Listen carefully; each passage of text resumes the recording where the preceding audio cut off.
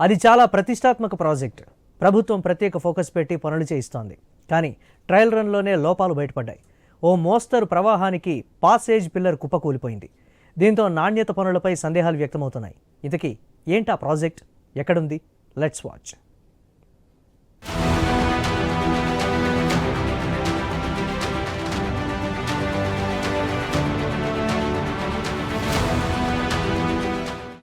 ఇదే ఆ project.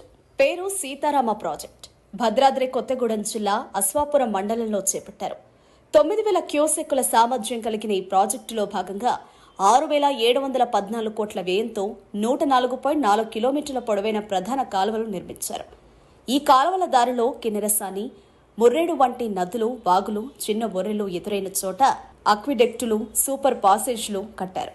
2018లో project పనులు ప్రారంభిస్తే 2022 చివరి నాటికి 3 పంప్ హౌస్లు, ప్రధాన కాల్వ నిర్మాణం పూర్తయ్యాయి. గత ఏడాది సీఎం రేవంత్ రెడ్డి చేతుల మీదుగా పంప్ హౌస్లు ప్రారంభించారు. తాజాగా 2025 మార్చి 3న ట్రయల్ రన్ ద్వారా గోదావరి నుంచి 405 క్యూసెక్కుల నీటిని ఎత్తిపోసి నాగార్జున సాగర్ ఎడమ కాల్వ ఆయకట్టుకు అందించారు. అప్పటికే గోదావరి నీరు అడుగంటి 2 రోజులకు మించి నీటిని ఎత్తిపోయడం సాధ్యం కాలేదు.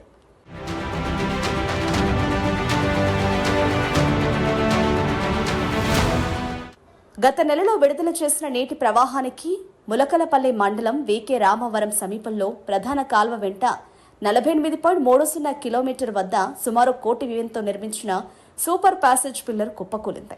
మొత్తం 4 పిల్లర్లలో 1 కూలిపోగా కాల్వ రివిట్మెంట్ కూడా దెబ్బతింది. 9,000 క్యూసెక్ల ప్రవాహం వెళ్లేలా డిజైన్ చేసిన ప్రధాన కాల్వలో కేవలం 405 క్యూసెక్ల ప్రవాహానికి ప్యాసేజ్ పిల్లర్ కూలిపోవడం ప్రశ్నలకు దారితీస్తుంది. నీటి ప్రవాహానికి పిల్లల కింద మట్టి కొట్టుకుపోవడం వల్లే కూలిపోయినట్టు ఇంజనీర్లు చెబుతున్నారు. నిర్మాణ పనులు చేపట్టిన కాంట్రాక్టర్లతో 15 రోజుల్లో రిపేర్లు చేయిస్తామని వారు వెల్లడించారు. కట్టినటువంటి ఏదైతే ఉందో ఆ పిల్లర్స్ మొత్తం కూడా కూలిపోయినటువంటి పరిస్థితి కనపడ్డది. దాన్ని చూసిన తర్వాత కాంట్రాక్టర్లు ఇటు అధికారులు పర్యవేక్షణ కూడా లేకుండా పోయిందనేది మాకు అర్థమైంది. ఏదైనా కూడా వేల కోట్ల రూపాయలు దాన్ని మరి నిర్మాణం చేస్తున్న క్రమంలో మరి పర్యవేక్షణ లేకుండా పోవటం అనేది కూడా సరైనది కాదనేది మా పరిశీలనలో చేరింది. దాన్ని ఇప్పటికైనా మరి అధికారులు స్పందించి తత్వరంగా దాన్ని ఒక నిర్మాణ పరంగా గడితే బాగుంటుంది అనేది మేము భావిస్తాము. గతేడాది నిర్వహించిన ట్రయల్ రన్ కు ముందు ప్రధాన కాల్వను ఆశాంతం పరిశీలించగా మొదటి, రెండో పంప్ హౌస్ల మధ్య 2-3 చోట్ల గండి పడినట్టు గమనించారు. వర్షం నీళ్లు నిలవడం వల్లే కాల్వకు తామే గండ్లు కొట్టామంటూ ఇరిగేషన్ అధికారులు ప్రకటించి గత ఏడాది ఆగస్టు 15న పంప్ హౌస్లు ప్రారంభించే సమయానికి ఆ గండ్లను పూడ్చివేశారు కూడా.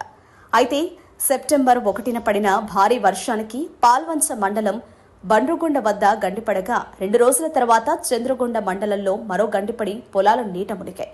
దీంతో కాల్వ నిర్మాణ పనుల్లో నాణ్యత లోపాల వల్లే గండ్లు పడుతున్నాయని విమర్శలు వెలువెత్తాయి.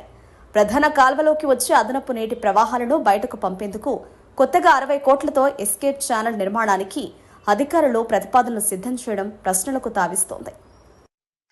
సీతారామ ప్రాజెక్టుకు సంబంధించినటువంటి మెయిన్ కాలువ పూసిగూడెం పంప్ హౌస్ నుండి కమలాపురం పంప్ హౌస్ వరకు పోయేటటువంటి యొక్క మెయిన్ కాలువకి వరద నీరు పోవడం కోసం ఒక బ్రిడ్జి కట్టారు. ఆ బ్రిడ్జికి 4 పిల్లర్లు ఉన్నాయి.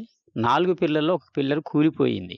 మామూలు వర్షానికి అది కూలిపోయిందంటే ఆ ప్రాజెక్ట్ని ఓపెనింగ్ చేస్తే మొత్తం ఏమీ ఉండవు. ఎక్కడికక్కడ కూడా మెయిన్ కాలువలు తెగిపోతాయి, ఇట్లాంటివన్నీ కూడా కూలిపోతాయి అనేటువంటిది మాకు అనిపించింది.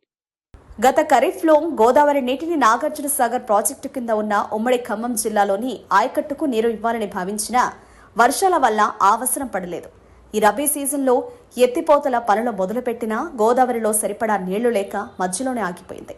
వచ్చే ఖరీఫ్ సీజన్లో ఖచ్చితంగా గోదావరి జలాలు పొలాలకు పారుతాయని అంచనాలు నెలకొనగా కీలకమైన ప్రధాన కాల్వలో లోపాలు ఒక్కొక్కటిగా బయటపడడం నిర్మాణాల నాణ్యతపై సందేహాలు వ్యక్తమవుతున్నాయి. అందుకే వచ్చే ఖరీఫ్ నాటికి పూర్తి స్థాయిలో నీటిని వదిలే ముందు ప్రధాన కాల్వ పటిష్టతను పరిశీలించాల్సిన అవసరం ఉందనే అభిప్రాయం సర్వత్రా వ్యక్తమవుతోంది.